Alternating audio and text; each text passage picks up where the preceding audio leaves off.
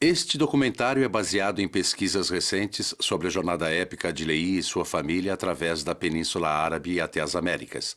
Estes são os locais no Oriente Médio onde Lehi provavelmente viajou.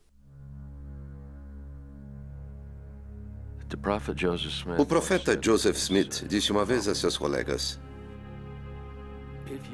se você viver até o próximo século, será testemunha das inumeráveis evidências do Livro de Mormon. Jornada de fé.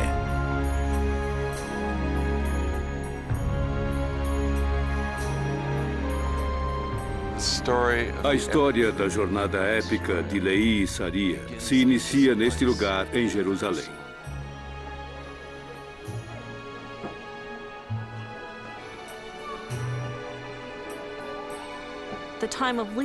Na época de Lehi, Jerusalém era uma simples colina rodeada por uma muralha levantada por Davi e Salomão.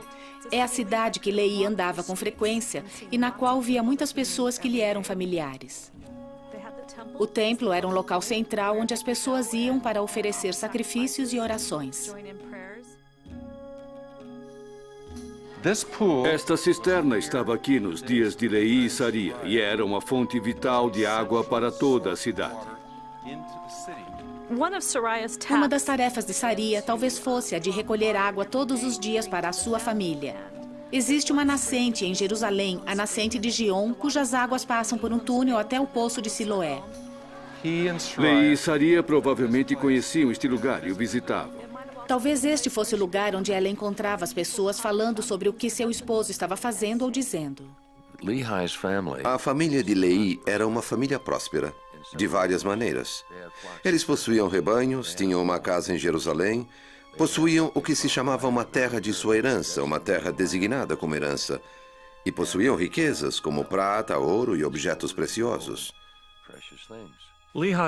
No início do livro de Mormon, vemos que Lehi soube que era da tribo de Manassés. Manassés era uma tribo que formava parte do Reino do Norte, o qual havia sido levado cativo um século antes do início do livro de Mormon.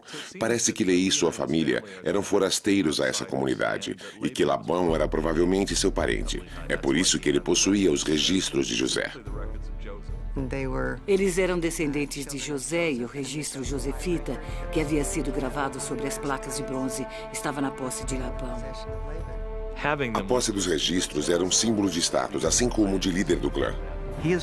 Labão comandava 50 soldados dentro dos muros de Jerusalém, o que significa que ele era um oficial militar e um comandante de alta posição.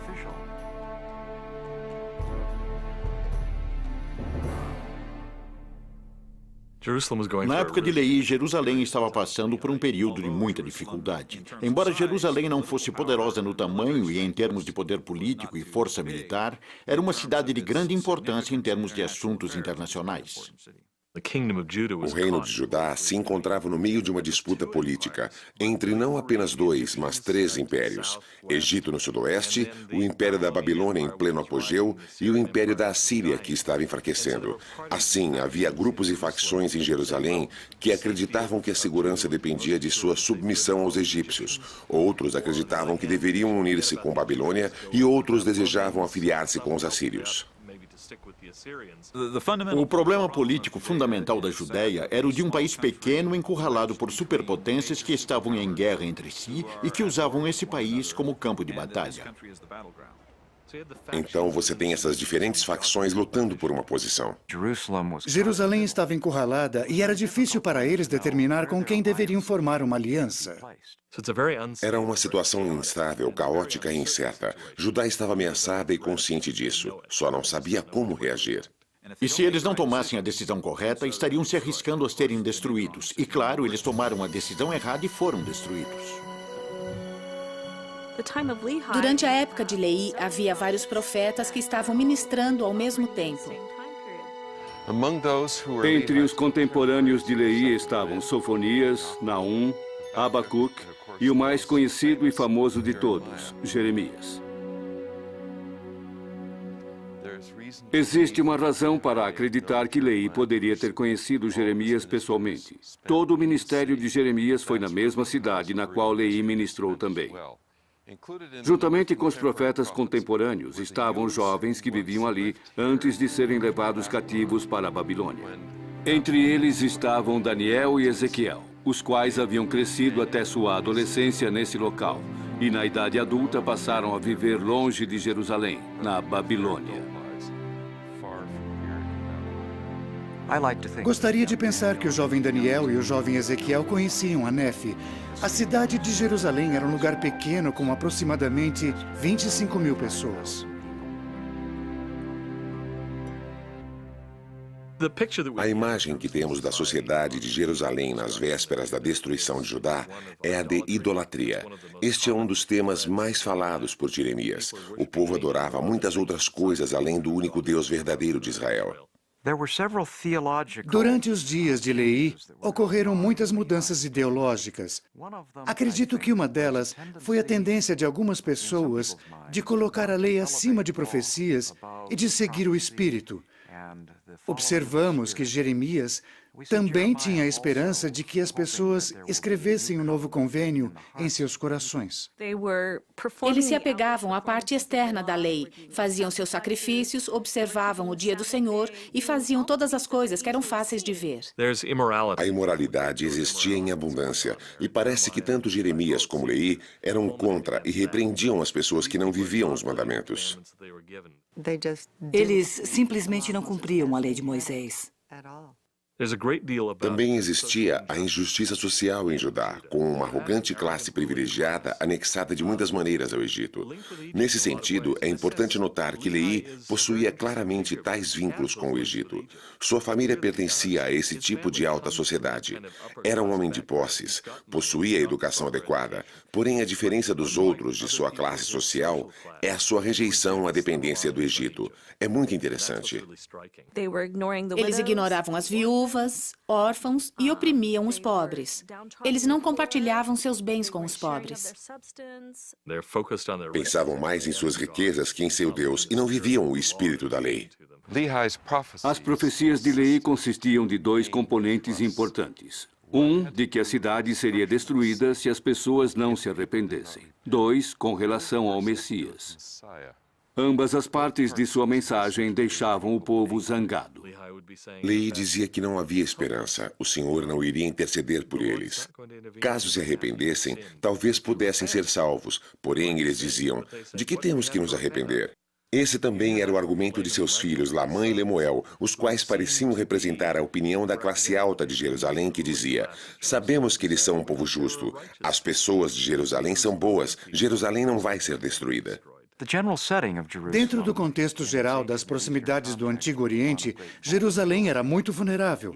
Mesmo quando as pessoas tinham a tendência de confiar demais em que Deus iria livrá-los novamente no futuro, assim como o fizeram em outras ocasiões no passado. Jeremias dizia, vocês chegaram a um ponto em que nem o arrependimento vai adiantar, a não ser que seja drástico. O Senhor os abandonou, e vocês confiam na proteção física do templo. Porém, o Senhor os abandonou, e vai permitir que sejam castigados. Leí foi chamado em 597 a.C. e começou a pregar no primeiro ano do reinado de Zedequias. As pessoas ficaram contra ele. Finalmente, a pressão e as ameaças contra sua vida eram tão duras que o Senhor pediu que partisse. No final, Leí só tinha uma saída. Ele não podia ir ao norte ou ao leste, onde estava a Babilônia. Ao oeste estava o Mediterrâneo e ao sudeste estava o Egito, o qual não havia dado um bom resultado ao profeta Urias, que havia fugido para o Egito antes de ser extraditado de volta a Jerusalém e executado por profetizar contra seus habitantes da mesma maneira como fizera Leí. A única saída era o sul, rumo à Arábia.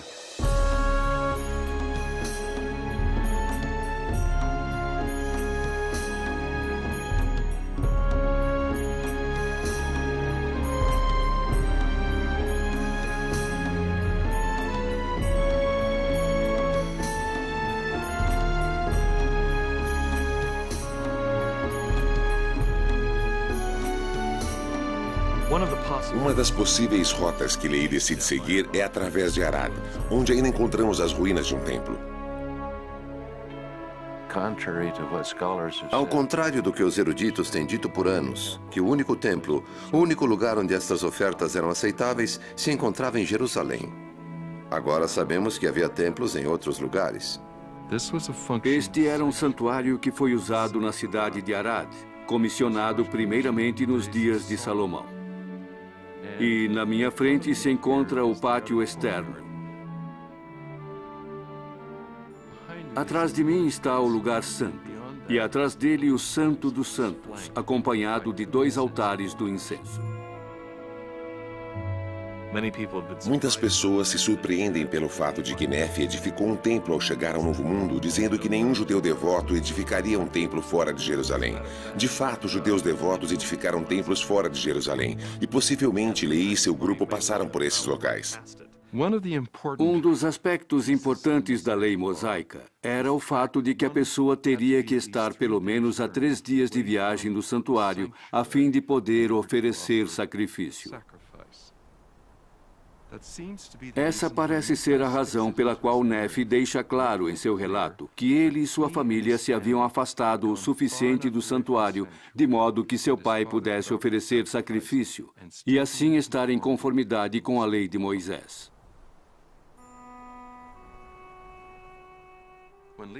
Quando Leí e Saria viajavam em direção ao sul, eles passaram pelas minas de Timna. Com o tempo, Nefe e os outros membros do grupo passariam por esse lugar pelo menos 5 vezes.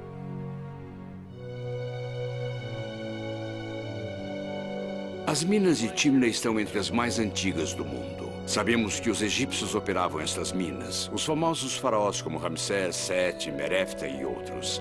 Essas minas também eram operadas pelo reino de Israel, de maneira que eram conhecidas como as minas do rei Salomão. Estas minas haviam estado em operação no mínimo por 1000 anos antes da época de Leí. As minas de Timna eram importantes e indicavam que havia atividade metalúrgica. Eram de grande importância na antiga Israel.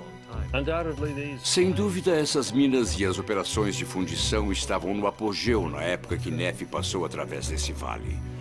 Provavelmente ele deve ter estado aqui durante suas viagens entre o Mar Vermelho e Jerusalém, cuja jornada ele fez 5 vezes.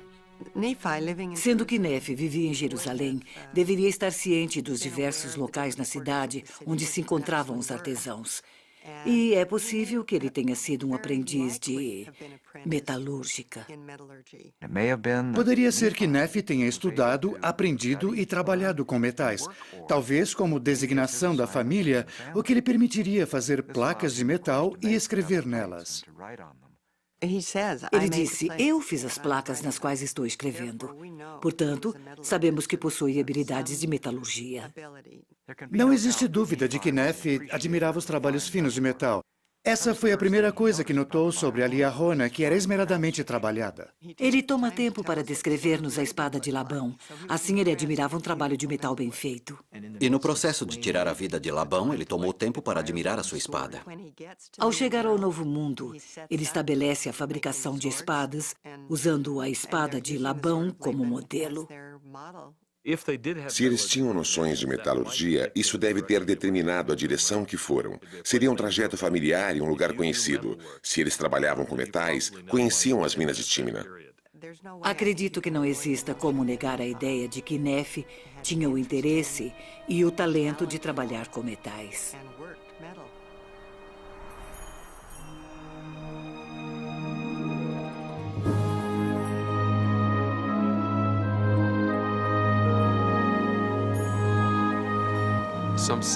A uns 120 quilômetros ao sul de Acaba, a 3 dias de viagem a pé da cidade, tem um vale ou um desfiladeiro profundo que corta as montanhas de granito que correm ao largo do Golfo de Acaba.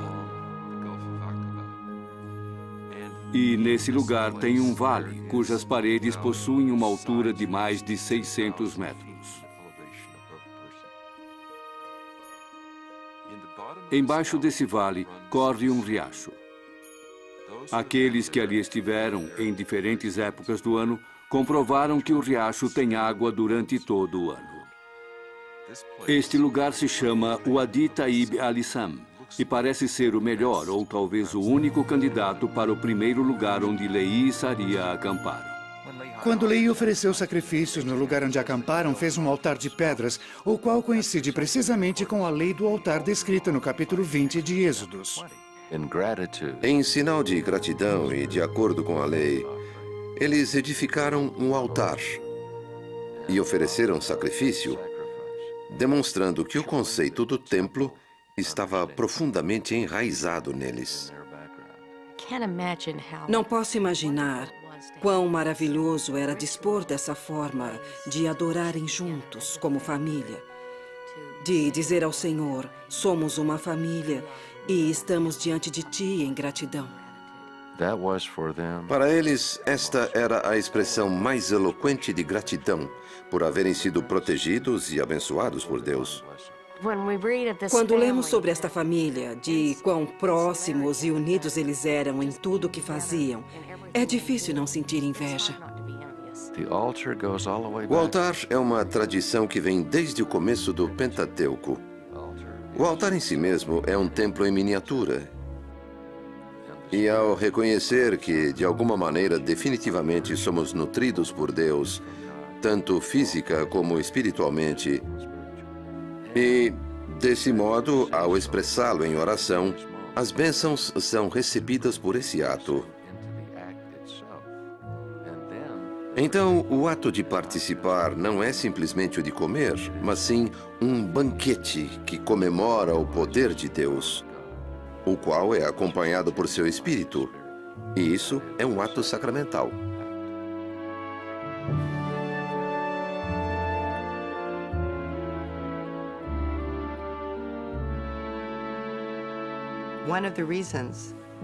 Uma das razões pelas quais Nefe e seus irmãos retornam pelas placas de bronze é para ter um registro escrito. E sabem que não podem ensinar um idioma a seus filhos sem que tenham um registro escrito. Lehi não é somente um profeta desse povo. Ele mora com eles, ele é seu patriarca, ele é seu pai. E eles se reúnem, adoram juntos, oferecem sacrifícios juntos. Eles estudam as placas de bronze juntos. Uma das partes mais emocionantes do livro de Mormon é quando as placas de bronze são entregues a Lehi. Ele as abre e começa a ler. Lehi é a imagem do que as placas de bronze ensinavam sobre os antigos e sobre a família escolhida de Abraão. E esse é o papel de Lehi como patriarca. Ele se emociona quando toma conhecimento de que pode ler sua genealogia ali. Ele pode ler sobre seus antepassados. E, claro, esse era um registro dos Josefitas, porque, afinal de contas, ele era um descendente de José. Devemos sair da Babilônia, ou seja, da confusão, da escuridão e até da idolatria, e deixar para trás qualquer vestígio dela, abandonando-a literalmente.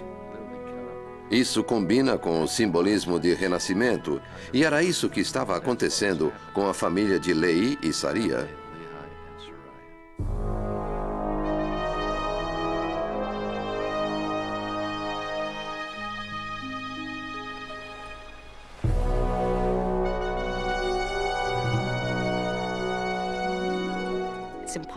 É impossível não ter sentimentos por essa história. Nefe inicia seu relato na primeira sentença, colocando-se em um contexto familiar. Nós, mulheres, estamos acostumadas a colocar-nos entre as linhas dessas histórias. Porém, nesse caso, nos sentimos mais parte dela do que com outras histórias das Sagradas Escrituras. Observamos a participação de Saria e muitas vezes até ouvimos o que ela diz. Os homens tinham o poder e as mulheres exerciam influência. É possível que as mulheres não expressassem o que sentiam ou o que pensavam em público. Porém, em privado, seus esposos as ouviam. O papel da mulher era essencial. Ela deveria saber como preparar a comida durante a viagem, e isso não era nada fácil. Nefe saía para caçar, porém elas tinham que estar preparadas para cozinhar aquilo que ele pudesse trazer. Elas deveriam gerenciar todos os detalhes domésticos. Somente o fato de preparar pão para a família nessa época, separar o grão, limpá-lo, secá-lo, moê-lo, fazer a massa e assá-lo, para uma mulher que vivia no ano 600 a.C., com uma família de 6, demorava pelo menos 3 horas diárias, somente para fazer pão. Vemos uma estrutura familiar fácil de reconhecer por meio de nossas próprias vidas, a qual nos faz estremecer. Todos nós somos como a família de Leí. Existem tensões em nossos lares e todos têm dificuldades sobre decidir quem será o responsável e quais são os objetivos da família. Isso está bem claro no livro de Mórmon. É realmente uma família. Vemos a rivalidade e a tensão entre irmãos e podemos imaginar o que isso provoca em uma mãe. Penso que muitas vezes ela devia atuar como mediadora entre seu esposo visionário e seus filhos, muitas vezes agindo com rebeldia. Imagino que no momento que Leí falou-lhe sobre o que o Senhor o havia instruído a fazer, ela antecipou o que isso provocaria em sua família.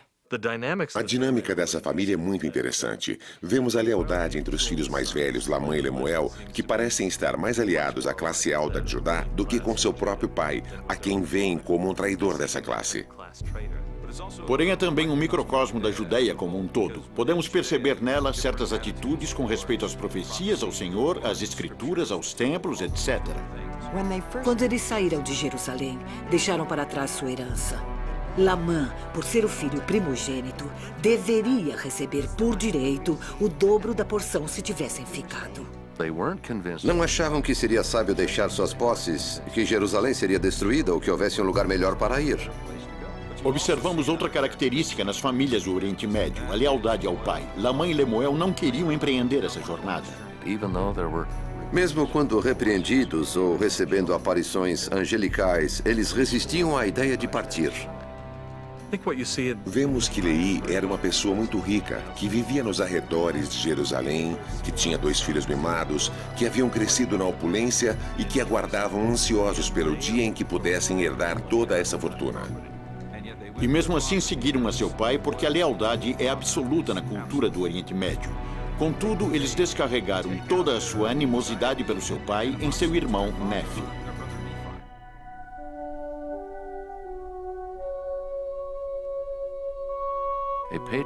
O patriarca não só se preocupa por uma numerosa posteridade, mas como Abraão, deseja que seus descendentes sejam dignos merecedores das bênçãos.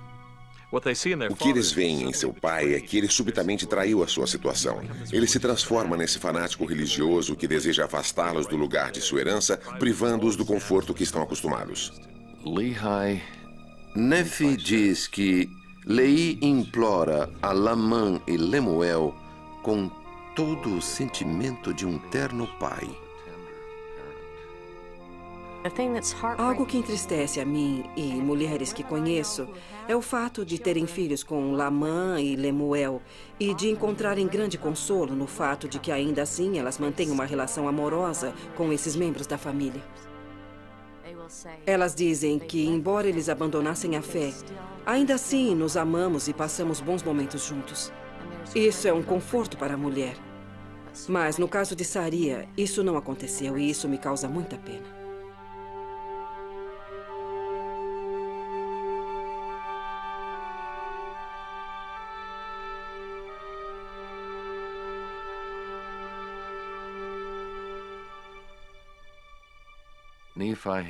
O próprio Nefe, que parece ter caráter impecável, reconhece nos próximos capítulos que ele também sofre com sentimentos de fraqueza e indignidade.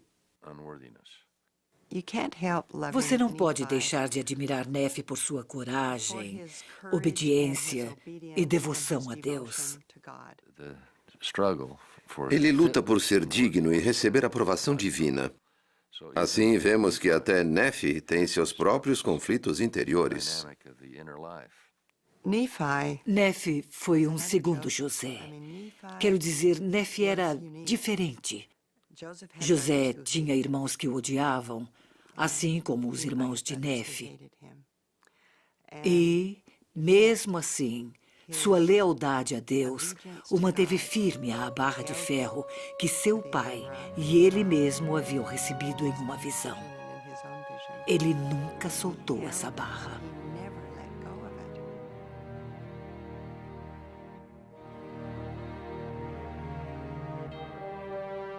O livro de Mormon começa com uma família, mais precisamente com Lehi e Saria.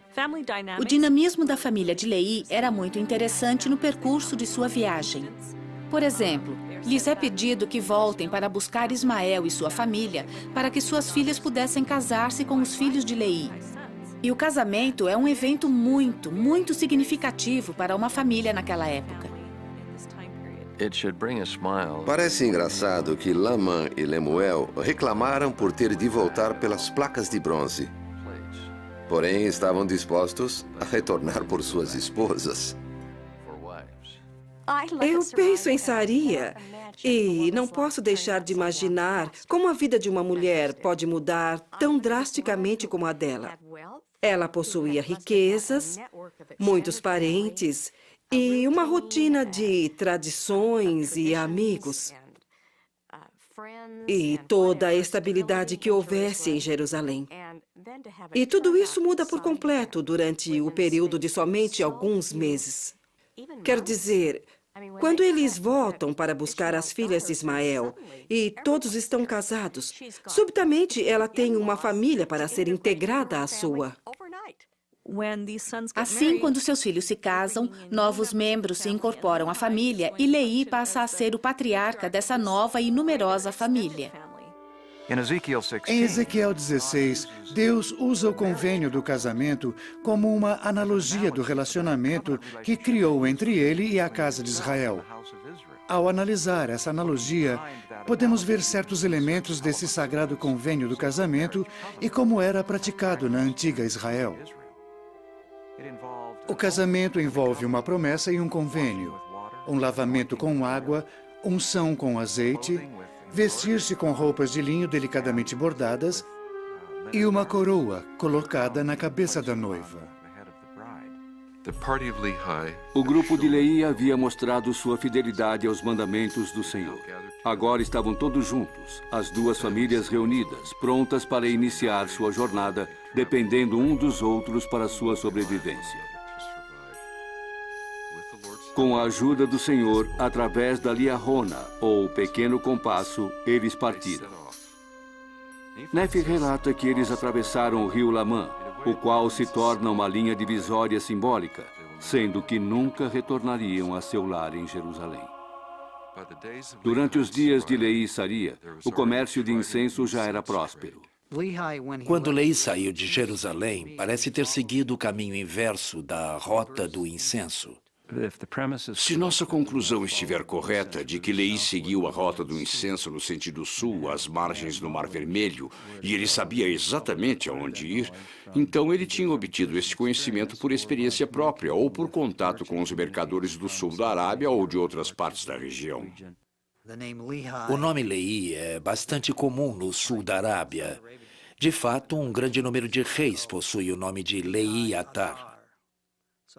Assim sendo, existem algumas indicações no próprio nome que ele já havia tido contatos anteriores com a área. Devido às várias possibilidades disponíveis de obter água e outros recursos, Lehi poderia ter viajado naquela área, porém não necessariamente na mesma rota usada pelos outros. Parece que Lehi estava de alguma forma familiarizado com a cultura local para poder realizar essa viagem. No caminho da rota do incenso havia um oásis, onde havia água. Eles não poderiam ter viajado sem água. O deserto estava repleto de ossos de pessoas que não puderam achar o próximo poço de água e era necessário seguir a rota. Mas o caminho não estava claramente marcado. Eles tinham apenas uma ideia geral. As viagens na Arábia dependem grandemente da disponibilidade de água. Sem ela, a pessoa morre. Portanto, era necessário seguir as rotas onde os mananciais de água estavam disponíveis. Havia necessidade de procurar por um poço ou um pequeno riacho para poder abastecer-se de água. Era uma questão de vida ou morte. Os poços estavam distantes entre si, requerendo das pessoas um bom estado físico para poder realizar a viagem. Tudo indica que começaram ao longo da costa do Mar Vermelho, mas eventualmente chegariam até as montanhas. Não sabemos se cruzaram por um dos caminhos conhecidos ou se a Liahona os guiou por outras rotas.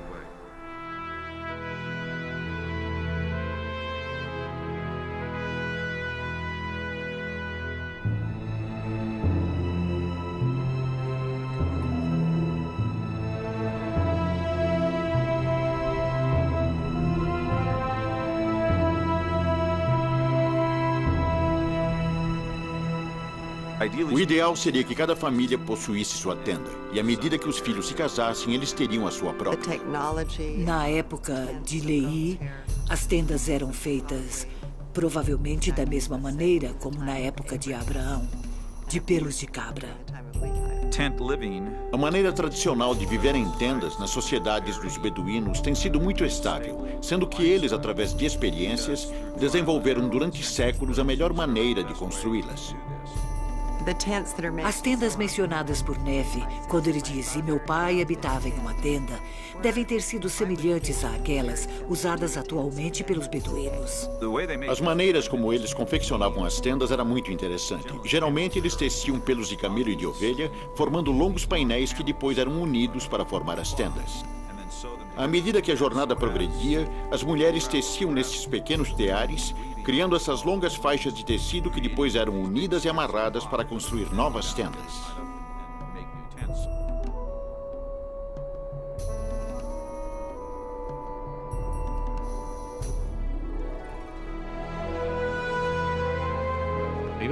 Mesmo que os camelos não sejam mencionados no livro de Mormon, temos quase certeza que foram usados durante a viagem.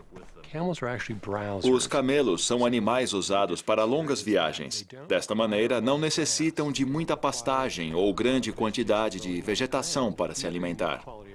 Outra qualidade única sobre os camelos é de que eles podem viajar grandes distâncias sem alimento.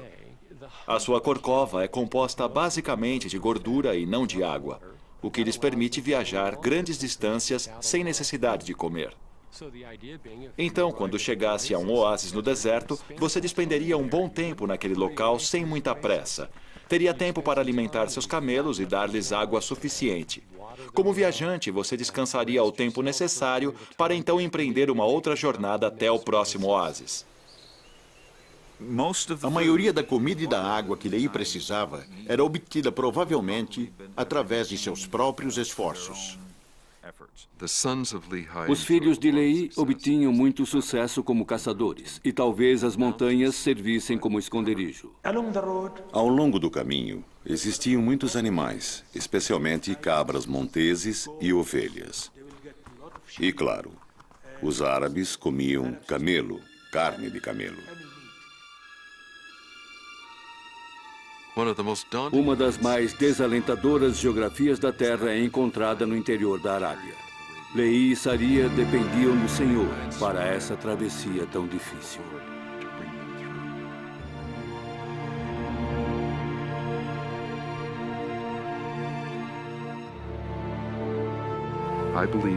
Acredito que devem ter levado cerca de 1 ano para ir desde seu primeiro acampamento até Naom, porque é ali que Nefe menciona o nascimento dos primeiros filhos.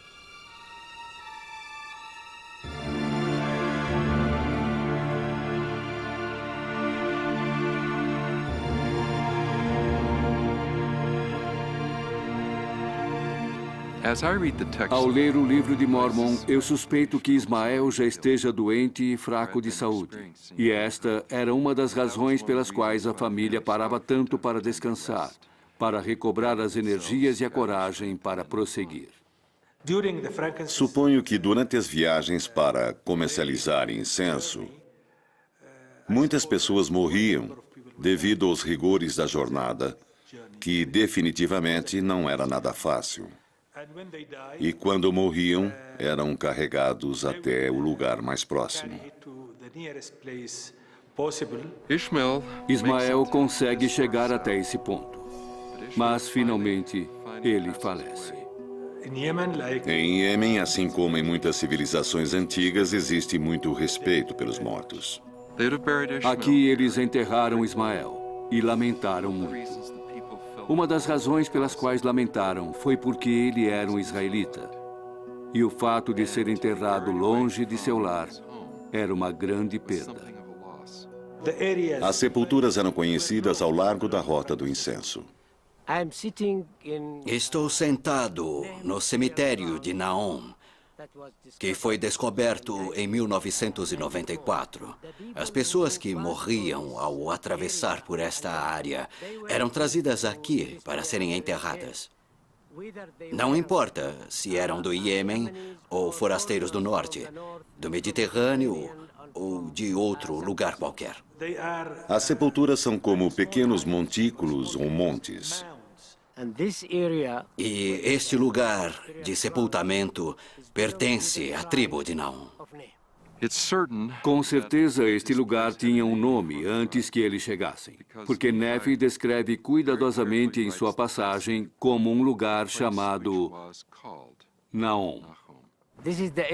Esta é a terra de Naom, a região de Naom, pertencente à tribo de Naom. O nome Naom aparece pela primeira vez em 1 Nefi 16, e que tem algo a ver com consolar. Na antiga Arábia do Sul, as letras N, H e M significam cortar pedras, e possivelmente se referem ao tipo de trabalho que as pessoas dessa tribo faziam. Supõe-se que o nome vem da raiz Nahama. O termo Nahama, no antigo idioma do sul da Arábia, significa cortar pedras. Podemos imaginar o que aconteceu quando Leí, Saria e seu grupo ouviram esse nome após a morte de Ismael. Passou a ter um significado especial para eles e o preservaram no texto. Os habitantes do Iêmen escavaram vários cemitérios nessa região. Em alguns encontraram restos mortais mumificados. As múmias encontradas aqui no Iêmen foram sepultadas de maneira diferente das do Egito. Os joelhos não estavam retos, como no Egito. Também os corpos estavam cobertos com couro bem fino. Os achados de Naom são, para mim, descobrimentos de grande significado. Os índices geográficos da época de Joseph Smith não mencionam tais lugares. O que parece é que o livro de Mormon prevê o que o homem viria a descobrir. As probabilidades de encontrar por coincidência aquele nome exato, naquela época exata e naquele exato lugar são inexistentes. E encontrá-lo no local e no momento preciso oferece muita credibilidade ao livro. Para aqueles que dizem que o livro não tem nenhuma confirmação arqueológica, esse fato apresenta uma confirmação espetacular, algo não esperado. Seria muito difícil que Joseph Smith pudesse ter colocado esses detalhes em sua história. O livro de Mormon é preciso em seu conteúdo. E a arqueologia moderna, na realidade, confirma suas predições. Ele acerta na mosca, mais preciso impossível. Encontramos inscrições no templo de Barã, em Marib, que datam do século VI a.C., na qual se referem às pessoas que viviam em Naom. Essa região era conhecida nos dias de Leí e era chamada pelo mesmo nome. Os templos lá descobertos são precisamente da mesma época de Leí. Mas quando foram encontrados altares com referência a Naom, datados de 600 a.C., foi algo espetacular. Foram descobertas também certas ruínas ou remanescentes, incluindo 3 altares, todos contendo a inscrição Naom. Não se poderia pedir uma prova mais exata. O nome fora usado no local e época precisa em que o grupo de Leí talvez tenha passado. As testemunhas nos relatam que Joseph nem mesmo sabia que a cidade de Jerusalém era cercada por muralhas. Se ele não sabia que havia muralhas ao redor de Jerusalém, ele certamente não sabia que existia um lugar chamado Naom, no Iêmen. A ideia que Joseph Smith, por exemplo, era profundo conhecedor da geografia e costumes do deserto da Arábia pré-islâmica parece ridícula e simplesmente fora da realidade. Podemos perguntar, como poderia Joseph Smith ter conhecimento de Naom?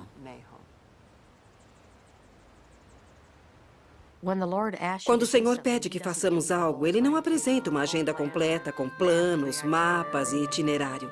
E sim, um passo de cada vez. Quando as filhas de Ismael choraram pela morte de seu pai e o sepultaram em Naom, o fizeram em uma terra desconhecida. Se você tem a disposição de duvidar e agora está naquela situação, você está pagando um grande preço. Não é uma questão de desconforto, pessoas estão morrendo. Com a morte de Ismael, se apresentaram novas situações que eles deveriam enfrentar. Eles poderiam murmurar, reclamar e depois planejar tirar a vida de alguém. Ou, por outro lado, buscar o Senhor por conforto e consolo. Mas sempre existem opções e as pessoas têm a liberdade de decidir como reagir. E depois disso, foi-lhes pedido que enterrassem a seu pai e continuassem a jornada. Algo muito triste.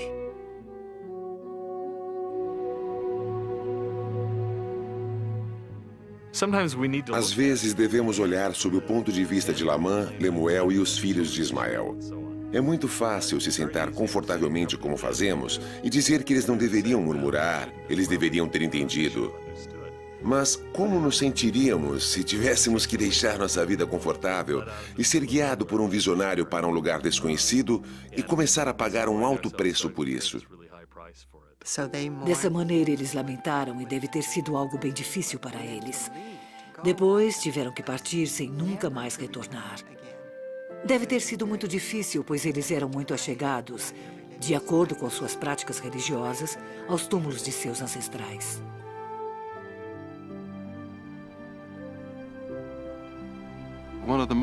Uma das observações geográficas mais interessantes feitas por Neff no seu relato da viagem por essa parte do mundo tem a ver com o nome Naom, mas também com o fato de virarem para o leste. A referência de virar para o leste parece nos indicar que, primeiro, sua família estava viajando junto à rota do incenso, e, segundo, ele tinha conhecimento dessa nova rota. Se a família viajasse da região de Naom na direção leste, eles chegariam a Marib. Todos os caminhos levavam a esse lugar. Eles também chegariam nessa grande cidade.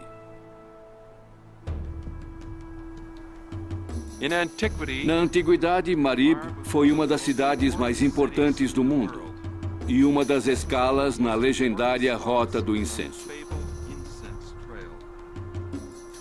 Marib foi também a sede de um dos templos mais famosos conhecido do Antigo Mundo, chamado Maram Bilquis, nomeado em honra à famosa rainha de Sabá.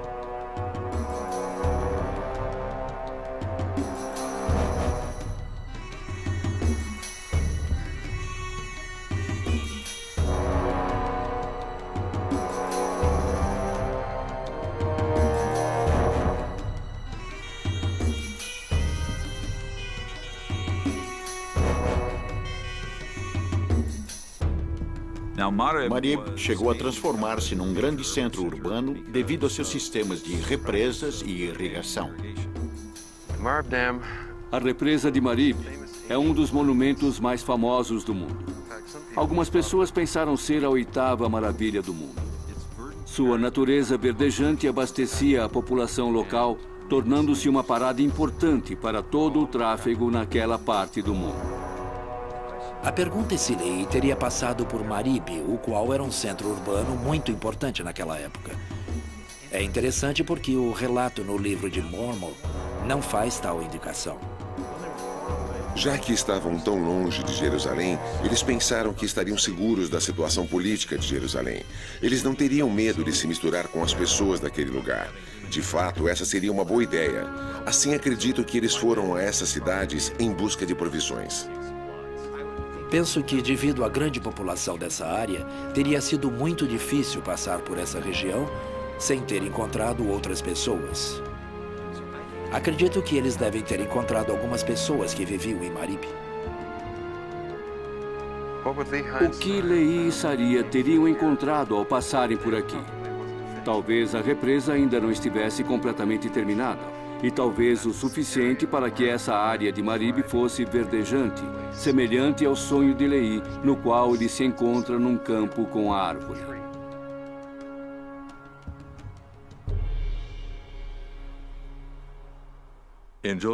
Nos dias de Joseph Smith, poucas pessoas com educação teriam conhecimento dessa civilização que uma vez floresceu no noroeste do Iêmen. É interessante que não encontramos indicação de que Lehi tenha interagido com pessoas na Arábia, mas lemos que ele sabia o nome de certos lugares. Isso implica que eles tomaram conhecimento desses nomes ao falar com outras pessoas. Duvido que Lehi tenha feito todo esse trajeto da Rota do Incenso sem ter cruzado com outras pessoas. Ele não deve ter encontrado muitas pessoas. Essa região não é muito povoada, mas de vez em quando deveria ter encontrado alguém. Só no final dessa jornada ele tenta passar despercebido. Ele era diferente dos outros, teria se sobressaído como um estrangeiro. Eles evitaram o máximo possível ter contato com outras pessoas por segurança. Você passa por tantos reinos, estados e sheiks, e também necessita pagar impostos e fazer negócios com eles, comprar e vender. Todos os árabes daquela época eram politeístas. Eles tinham uma grande quantidade de deuses que estavam agrupados em um tipo de família.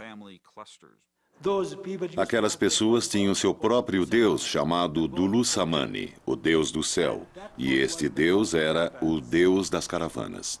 Há grandes diferenças entre a cultura religiosa própria e a crença religiosa das populações locais. Acredito que Lehi evitaria dar qualquer coisa que poderia ser oferecida a outros deuses. De acordo com a lei de Moisés, isso seria muito errado.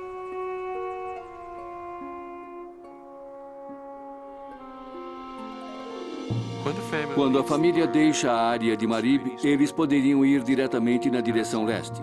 Mas seria muito árduo ir tão longe sem água. Acredito que eles foram para o sul na direção de Timna. Este é o portão da cidade de Timna. Aqui está o templo de Timna, dos habitantes de Timna, conhecido como Templo do Deus Am. Timna foi a capital do reino de Catabanian. Esse era o lugar principal onde paravam as caravanas que vinham do leste. Existiam leis que governavam a entrada na cidade, e essas leis estavam escritas nas laterais da entrada à cidade. Será que Lehi e Saria, juntamente com seu grupo, passaram por essa área? Acredito que esse é o único local em que poderiam ter vindo para obter água, o elemento-chave dessa jornada.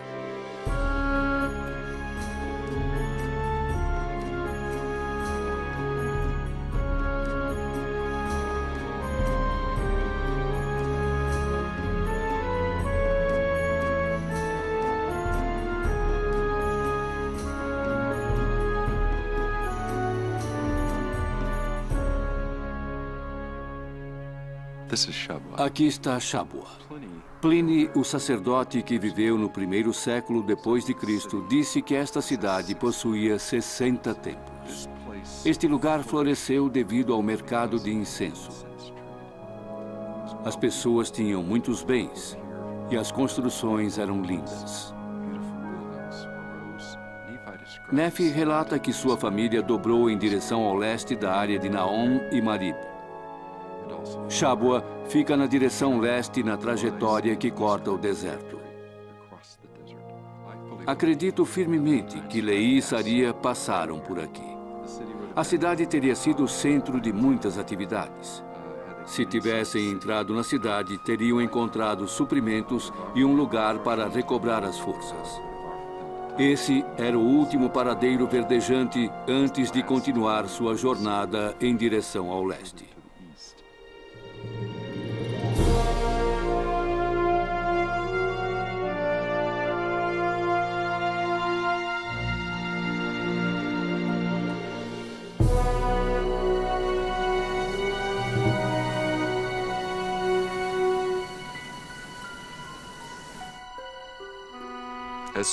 Ao saírem de Shabwa, eles também deixam para trás a segurança.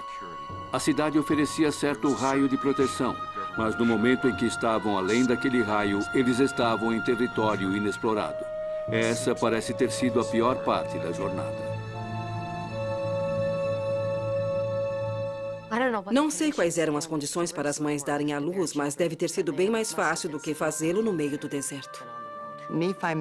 Nefi menciona como as mulheres eram corajosas e maravilhosas, como podiam amamentar os seus bebês, como podiam caminhar com energia sem nunca murmurar. Isso não parece normal, visto que estavam entrando na parte mais difícil da jornada. Nefi paga tributo em homenagem a essas mulheres tão corajosas. Quando eles mencionam que as suas mulheres foram fortalecidas, eu penso, graças aos céus, elas poderiam ter morrido. Mal posso imaginar esse tipo de vida. Essas mulheres que foram levadas ao deserto, algumas já mães, entre elas Saria, tinham que conceber, dar à luz, carregar seus filhos nos braços e no ventre. Tudo isso sob altas temperaturas do calor do deserto. Toda pessoa que viajou com um grupo de crianças sabe que o trabalho multiplica. Leva mais tempo para realizar qualquer tarefa. Toda vez que Lamã e Lemuel fazem algo errado, dizemos, eles não eram boas pessoas.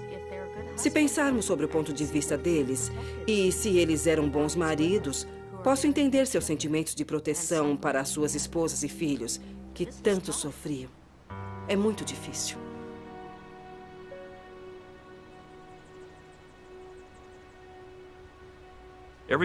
Todas as possessões que Leí e seu grupo possuíam deveria ter grande valor para qualquer pessoa que vivia numa região tão remota e onde não havia lei. Eles devem ter passado por regiões habitadas unicamente por tribos onde não havia lei e nenhum controle de Estado ou governo.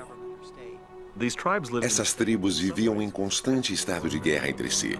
As batalhas não eram contínuas, mas podia acontecer a qualquer momento. Se você não pertencia a nenhuma tribo, era considerado como um intruso e não tinha nenhum aliado para defendê-lo. Ninguém estava do seu lado para ajudar. Além disso, eles tinham camelos, bens, mulheres, tudo o que os outros queriam. E estando num grupo relativamente pequeno, a situação era muito insegura. Um pequeno grupo como esse poderia estar sujeito a ser assaltado e levado como escravo. Eles tinham costumes religiosos diferentes aos daquele lugar e seriam considerados estrangeiros sem nenhum direito ou proteção. Uma das coisas que mantinha a ordem era a capacidade de se vingar se alguém fizesse algo contra eles. Mas Leí não representava nenhuma tribo, assim não tinha ninguém para vingar a sua morte, roubo ou qualquer outra coisa. Ele estava totalmente vulnerável. Sendo que viajavam sem proteção por um vasto lugar, naquele momento o Senhor determinou que não chamassem a atenção de outras pessoas. Deveriam passar por aquele local da forma mais inadvertida possível. Nem mesmo podiam acender fogo. O que teremos para comer hoje? Resposta: carne crua. Quando Nefi explica do orgulho que tinha de todos os que viajaram, especialmente das mulheres, ele indica que comiam carne crua e de que se tornou doce para eles. Doce para eles. Somente Deus poderia ter feito tal coisa. A Liahona se transforma em seu guia. Eles deixaram a rota do incenso e entraram numa área conhecida como a Área Desolada. Eles entram numa região na qual qualquer pessoa em seu juízo perfeito não se atreveria a entrar. O deserto da Arábia é um lugar inóspito, no qual ninguém poderia sobreviver sem água por mais de 4 ou 5 horas.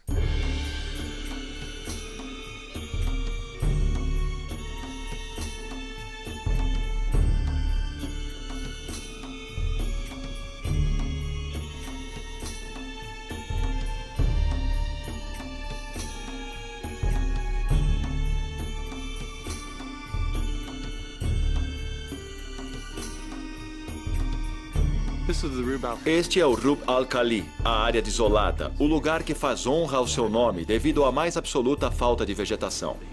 O calor é terrível, desidrata e tira a energia das pessoas. As temperaturas atingem níveis extremamente altos.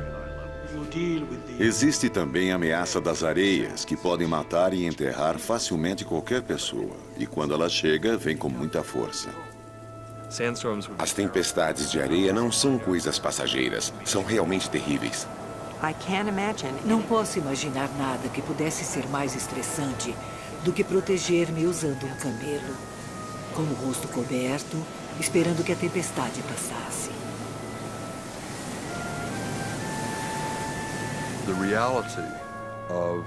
Para o leitor moderno, é muito difícil compreender a realidade deste local, constantemente hostil. Esta era uma dura realidade que Neff e sua família tiveram que enfrentar, dia após dia.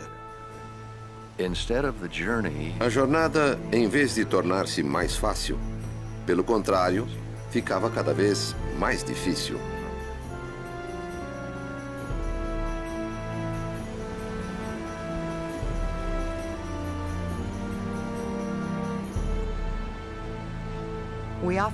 Costumamos dizer que a parte mais escura da noite é um pouco antes do amanhecer e que as mais ricas bênçãos chegam depois das mais duras provações. E isto foi o que realmente aconteceu. Foi provavelmente nesse momento em que o caráter de Neff, Sam, Jacó, José, Leí e Saria foram polidos.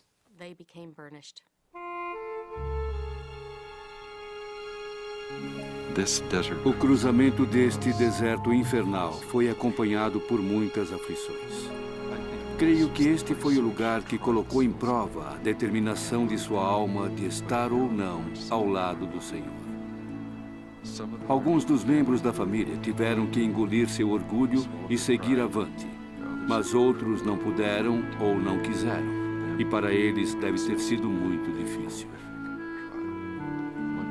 Ninguém pode culpá-los, pois ao passar por este lugar não viram outra coisa a não ser um calor abrasador, areia, moscas e escorpiões.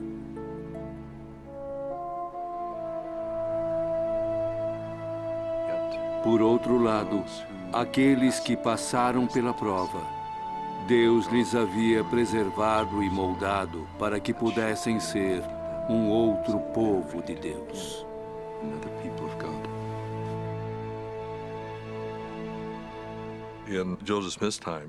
Na época de Joseph Smith, o mundo acadêmico da Europa e América acreditava que a Península Árabe era um grande deserto que se estendia de um mar a outro.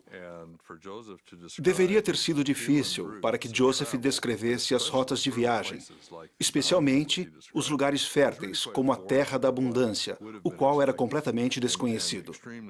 Encontrar tais lugares como aqueles descritos no livro de Mormon é realmente fantástico. Nesta fotografia da Arábia tirada de um satélite, vemos uma pequena faixa verde de vegetação. Esta é a região de Dhofar, no Omã. Ela está quase que exatamente ao leste de Naom. Dentro desta ilha verdejante, na costa sul da Arábia, encontra-se a Terra da Abundância.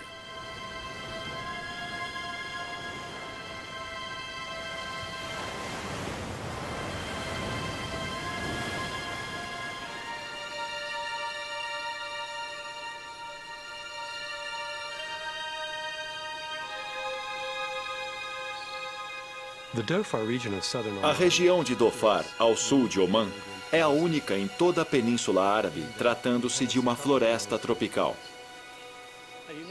Uma característica singular desta parte da Arábia são as chuvas que chegam durante o verão. Fora desta costa, existe uma corrente de água bastante fria, que chega até a superfície. Os ventos do furacão provenientes do Oceano Índico trazem consigo uma grande quantidade de água. Assim, quando chegam à costa, as nuvens estão carregadas de água e são muito densas. Desta maneira, não atingem grandes alturas e aumentam de intensidade e derramam suas águas nesta extensão da costa. Ao encontrar as montanhas, as nuvens não podem ultrapassá-las devido à corrente quente que sopra do interior, o Rub al-Khali do deserto. Assim que as nuvens são bloqueadas e ficam presas contra essas montanhas, as nuvens descarregam toda a sua água. Em contraste com toda esta área verdejante destas colinas, a poucos quilômetros do outro lado está o deserto e mais adiante está Rub al-Khali, a parte mais seca do deserto. Esse lugar está totalmente ilhado entre o deserto e o oceano. Não há nada que se compare de oeste até o leste. É realmente uma ilha de vegetação tropical única em toda a Península Árabe. Quando alguém olha da costa sul de Omã, nessa região de Dhofar, existem muitos poucos lugares que se pode considerar com abundância. Existem somente 2 outros lugares com essas características. No extremo leste de Dhofar está Khor Hori. E ao extremo oeste está Wadi Saig. Aqui está Khor Hori, que leva seu nome devido à baía que vemos atrás de mim, que é conhecida como Khor nessa parte do mundo. É um lugar muito atraente por muitas razões. Primeiro, existe um porto de águas profundas, onde poderia se construir um barco longe dos ventos e das tempestades. Na minha mente, entre essas 2 possibilidades, a área de Wadi Saig se ajusta mais à descrição de Nefi sobre a abundância do que Khor Hori. A área de Wadi é um lugar onde o rio proveniente da costa passa pelas montanhas. Quando se passa pela área de Wadi, que é totalmente desolada, onde os rochedos são mais visíveis que a vegetação, podemos observar uma linha que separa a parte desolada da parte verdejante. Eles devem ter visto florestas verdes que cobriam as colinas como um manto e as montanhas que rodeavam a costa. Esta vista deve ter sido assombrosa para alguém que havia passado 8 anos naquela área desolada na Península Árabe. Ao entrar em uma floresta tropical, deve ter sido uma experiência incrível.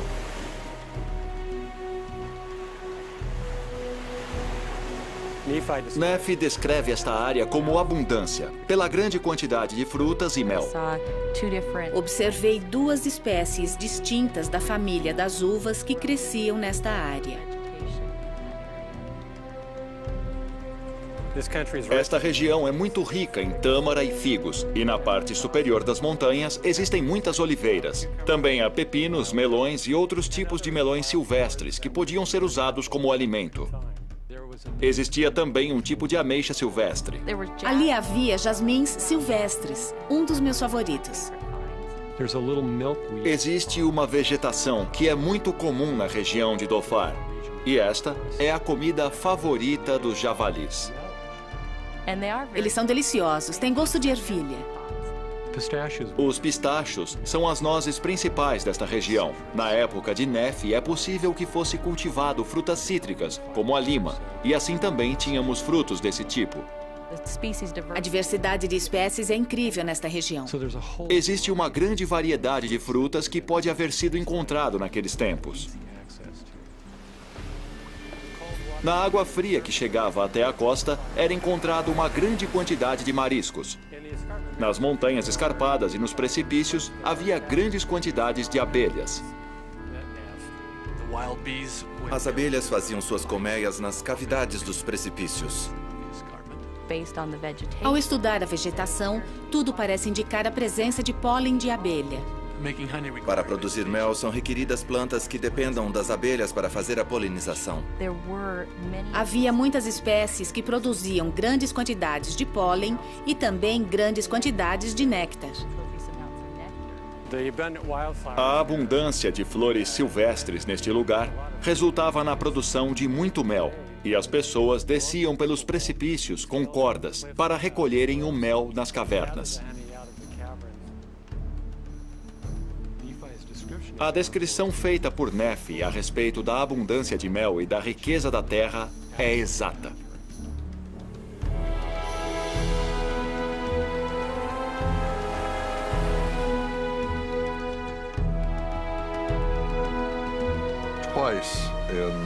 Duas vezes no capítulo 17, Nefi menciona esse monte aonde ele vai para orar. É possível subir a ele em algumas horas. e é um lugar muito peculiar de se ir.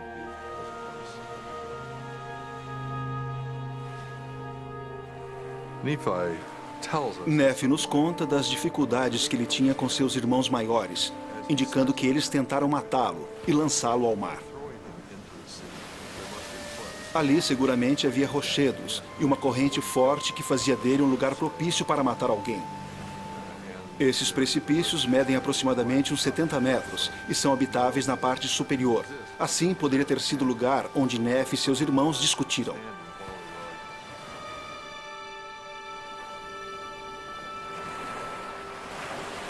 A Terra da Abundância não foi o final da viagem. Não sabemos quanto tempo passou desde que o Senhor falou a Nefi, mas é claro que ele desejava que continuasse sua viagem. Por isso, a necessidade de construir o barco por Nefi. As embarcações que eles usavam naqueles dias nessa região eram seguramente para navegar por águas não muito profundas pela costa, ao invés daquelas mais elaboradas, usadas para navegar mar adentro. Um dos indicadores mais claros de navegação marítima na costa sul da Arábia encontra-se gravado em cavernas.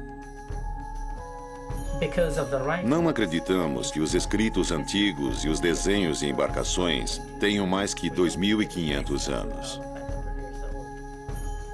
Essas imagens foram pintadas aqui há 2.500 anos. Devemos recordar que nos templos de Nefi, a maior parte do comércio era realizada pelo mar. Sabemos que o Senhor mostrou a Nefi como construir o barco, mas talvez Nefi tinha um conhecimento prévio ao ter observado a construção de barcos ao longo da costa de Israel, ou talvez de barcos que navegavam pelo Mar Vermelho. Talvez Nefi viu o tipo de embarcações que eram usados, mas obviamente construiu um barco diferente. Devemos reconhecer que Nefi tinha algum conhecimento sobre a construção de barcos. Ele deve ter visto a construção de barcos em suas viagens. Sempre me chamou a atenção a declaração de Nefi que não construiu seu barco à maneira dos homens. Ele deve ter visto a construção de embarcações.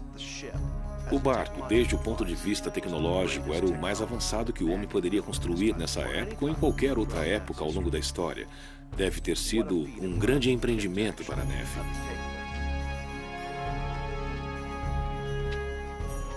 Quando foi mandado a Nefi construir o barco, ele fez somente uma pergunta ao Senhor.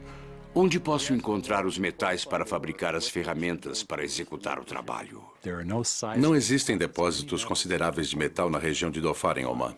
Não há nada documentado sobre a existência de cobre ou outros minerais ao longo da costa sul da Arábia. Nefi deve ter recebido direção divina para saber onde encontrá-los.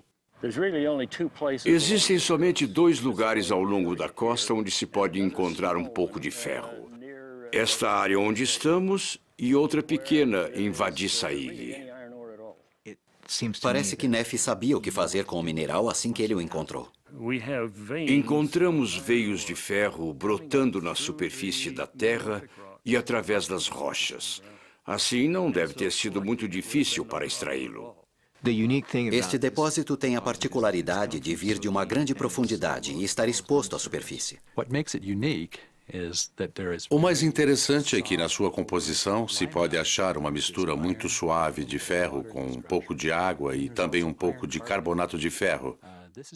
É interessante porque, ao encontrar esses 2 elementos na mesma rocha, se obtém um metal muito mais fácil de fundir. Perto da superfície, o carbonato de ferro forma óxido de ferro, sendo este o mineral mais desejado.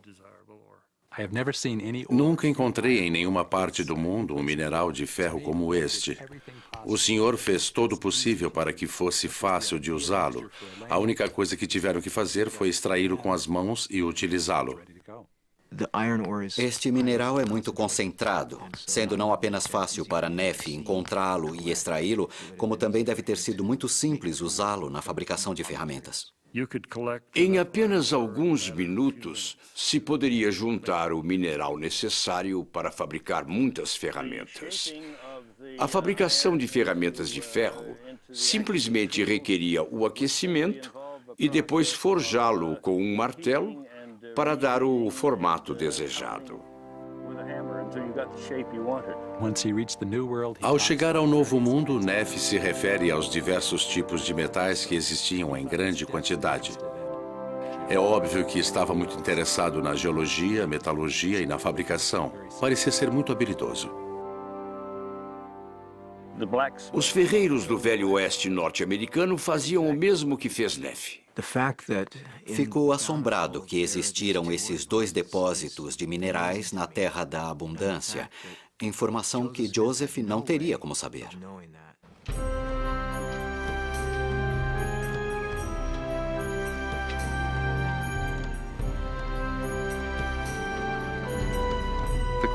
Com certeza surge a pergunta com respeito à madeira para construir barcos transoceânicos. A madeira deveria ser forte. No relato mencionado por Neff sobre as madeiras empregadas, diz que ele foi buscá-las, indicando que se dirigiram aos bosques que rodeavam aquele lugar para selecionar a madeira para construir o barco. Nesta região existem árvores únicas. Elas são altas com o tronco reto, conhecidas como árvore guarda-chuva. Os habitantes dessa região dizem que sempre foram uma grande fonte de madeira.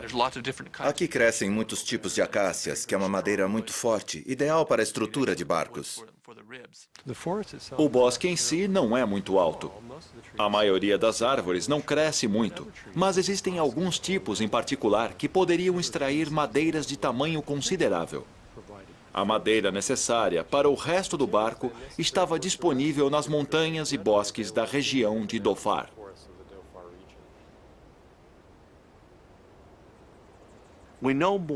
Sabemos mais sobre como não era o barco de Neff do que como ele era, pois ele menciona que não foi feito à maneira do homem. O que significa isso? Queria dizer ele com essa declaração que não copiar a forma de construir barcos do Egito, Grécia ou Arábia? Existe uma indicação muito clara no capítulo 17 de 1º Nefe, no qual recebeu uma visão do seu barco. Claro que Nefe tinha a vantagem de haver recebido as instruções do Senhor, com certeza o desenho geral e talvez suas técnicas de construção. O que levou as embarcações de Colombo através do Atlântico foram os seus cascos profundos e altos. O casco profundo e alto requeria que fosse construído primeiro o esqueleto, o que não era feito nos tempos de Nefe. Seria isso que Nefe mencionou quando disse que não construiria o barco à maneira dos homens? A primeira coisa que se fazia geralmente era construir o casco e depois o esqueleto. Caso o esqueleto fosse construído primeiro, o barco poderia ser mais alto e mais profundo. O que Nefe decidiu foi construir primeiro o esqueleto e depois agregar o casco. Isto era uma inovação. Todos os barcos dessa região, naquela época, contavam com um sistema de timão simples ou duplo, o qual operava pelo costado inferior do barco até a popa. O timão era muito importante ao navegar em mar aberto, já que isso determinava a direção que permitiria ao barco ser impulsionado pelo vento ou protegê-lo em meio de uma tormenta inesperada. Sem timões bons, o barco afundaria. É quase seguro que o barco de Nefe contava com um sistema duplo de timões, já que apenas um não seria suficiente para controlar o barco no meio do oceano. Nefe não faz nenhuma menção sobre as velas. Ele diz que se lançou ao mar, mas não menciona nada quanto às velas. Assim, provavelmente não foram feitas de modo especial ou não eram diferentes daquelas convencionais no seu tempo. O barco de Nefe deve ter tido uma grande vela retangular. Existe uma palmeira anã que cresce nestas montanhas, com a qual se pode fazer excelentes cordas. Uma das características desse tipo de corda, em vez de deteriorar-se ao ser exposta à água, como outros tipos, ela se torna mais forte e dura quando molhada. Os entendidos do livro de Mormon têm especulado sobre o tamanho do barco. O tamanho é um luxo moderno, mas para as pessoas daquela época não era muito importante. Focalizamos na ideia de tempo, velocidade e espaço. O que para as pessoas daquela época eram luxos desnecessários. Eles tinham uma tecnologia mais utilitária. Assim, a ideia de ter mais espaço não tinha nenhum significado para eles. E eu acredito que o barco de Neff media menos de 15 metros de comprimento. Quanto tempo levou para construí-lo? De 2 a 3 anos, no mínimo. Sabemos que Neff nunca duvidou quando o Senhor lhe ordenou construir um barco desse tipo, mas também sabemos que seus irmãos estavam cheios de dúvidas, pois sabiam que Neff não tinha experiência como construtor de barcos. Uma vez construído o barco, todos estavam impressionados, incluindo aqueles que não haviam querido ajudar Neff. Sabemos que no final, Laman ficou admirado e felicitou seu irmão pelo bom trabalho na construção do barco, o que indica que este deve ter tido uma aparência magnífica.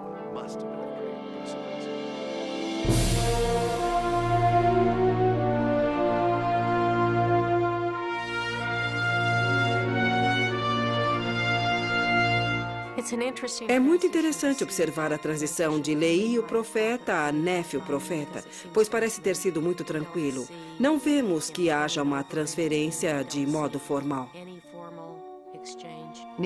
A personalidade tão magnífica de Neff permitiu não prestar atenção aos comentários negativos de seus irmãos, que questionavam com sarcasmo: "Você construir um barco?" Ele simplesmente segue adiante com seu trabalho. Neff é um personagem incrível. Cada vez que ele enfrenta um obstáculo, parece crescer em estatura moral. A forma como sobrepõe os desafios é quase milagrosa. Quando seus irmãos amarraram e trataram de matá-lo, a fé que Neff possuía foi como uma luz que penetrou a atitude obscura de seus irmãos.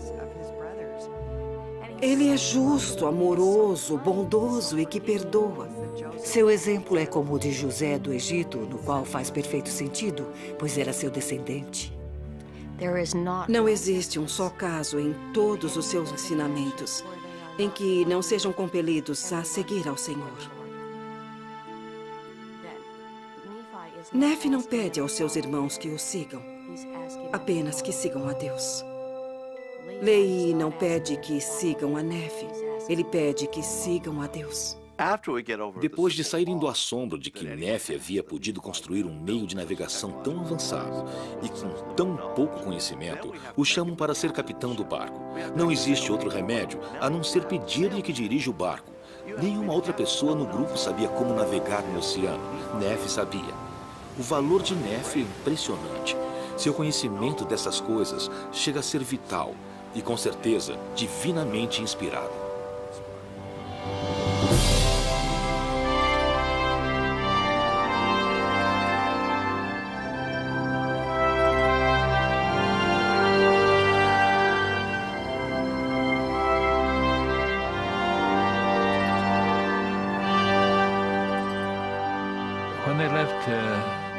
Quando eles deixaram a Península Árabe, a terra da abundância, se tivessem seguido o curso de outros navegantes árabes, teriam ido diretamente ao leste pelo Oceano Índico, no meio da estação dos temporais, com os ventos em direção à Península Índica. Sem dúvida, Neff se manteve perto da costa. Isso não era só tradição entre os navegantes, mas faziam isso por razões de segurança e com o fim de se reabastecer. Chegaram até um estreito perto do Sri Lanka e continuaram até a parte oriental do Oceano Índico, até a Tailândia e a Península da Malásia. O problema maior que devem ter enfrentado foi a falta de água. Será que fizeram alguma escala em sua viagem? Sim. Seguramente foram até a terra para obter água e deixar que as crianças corressem na areia. É provável que tenham pescado em alto mar, O peixe é um alimento muito nutritivo, que contém muita água. Talvez tenham obtido água através das tempestades tropicais, mas isso não era muito confiável. Os barcos não se moviam com muita rapidez e era necessário que se reabastecessem. Velocidade e duração de uma viagem são conceitos modernos. Nefe não tinha pressa e nada o pressionava. É possível que a viagem tenha durado muito tempo. A distância era grande e, devido a irem costeando, em vez de viajar em linha reta, a distância ficava mais longa. Mas não havia necessidade de acelerar. O lugar onde os ventos do ocidente causado pelo El Niño levavam era geralmente ao sul do Equador. O Havaí está muito ao norte. Fiji e a Nova Caledônia um pouco mais ao sul, com boas possibilidades. Depois, até o sul da Polinésia, as Ilhas Cook, Tahiti e outras aos arredores são possibilidades. Depois, eles se lançam em direção ao Novo Mundo. Essa deve ter sido a parte mais aterradora. É nesse momento que aparece o valor e a arte da navegação. Não existe aonde refugiar-se.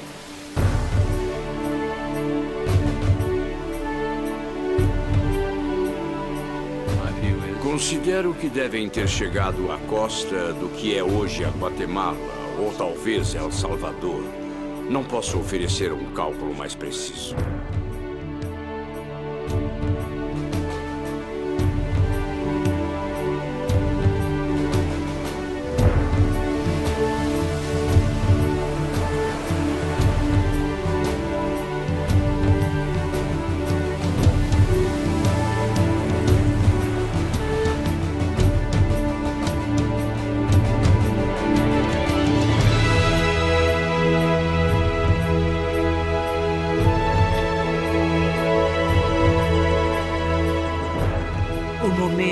Chegada deve ter sido indescritível.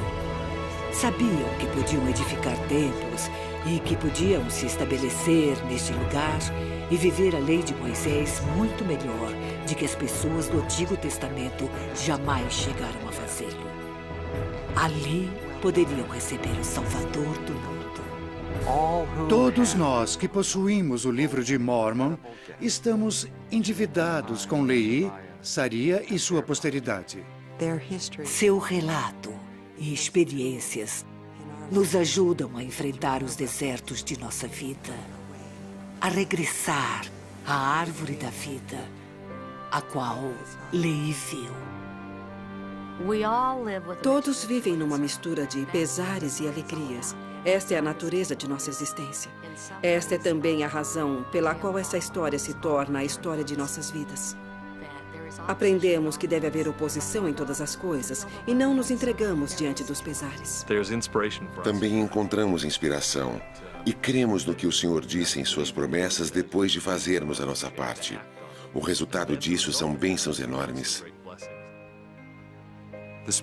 A mensagem espiritual do livro de Mormon supera todas as demais. Esse é o enfoque central e se baseia no Cristo ressuscitado. O Senhor é a força que rege a totalidade deste registro. É impossível sequer pensar que um jovenzinho como Joseph Smith pudesse inventar uma história tão fantástica como a viagem desta família. Isso veio do Senhor. O último testemunho como um ser mortal, ele deu aos guardas na cadeia de Carthage. E do que testificou? Do livro de Mormon.